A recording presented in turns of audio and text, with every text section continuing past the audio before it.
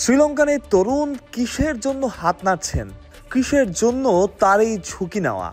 সামনেই বাংলাদেশের dressing room, match presentation তখন শেষ।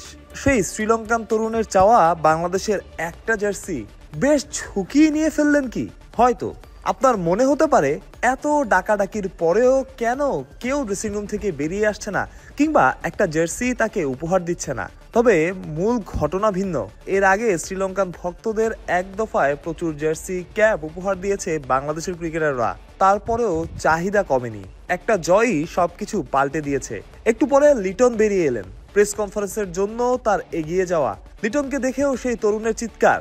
কেউ কেউ তো লিটনের দেখা পেতে দৌড়চ্ছিলেনও। যদি সামনে থেকে লিটনকে বলা যায় আপনার জার্সিটা দেওয়া যাবে, তবে শেষমেশ তারা লিটনের নাগাল পাননি। যারা পেয়েছেন তারা লিটনের সাথে ছবি তুলেছেন। আজকের দিনটা লিটনের জন্য স্পেশাল। ওয়েস্ট ইন্ডিজে বাংলাদেশের হয়ে টি-20 সিরিজ জিতেছিলেন। সেই সিরিজে তিনি ছিলেন অধিনায়ক, তবে পূর্ণ মেয়াদে না। তাই এবারের সিরিজটা একটু স্পেশালি লিটনের কাছে। এই যে দৌড়ে যাওয়া, লিটনকে দেখে এত আগ্রহ, বাংলাদেশ দল নিয়ে শ্রীলঙ্কান ভক্তদের আগ্রহ তুঙ্গে, এই সব কিছুই বদলেছে একটা সিরিজ জয়ের পরে। বাংলাদেশ শেষ দুই টি-20তেই ডমিনেট করেছে।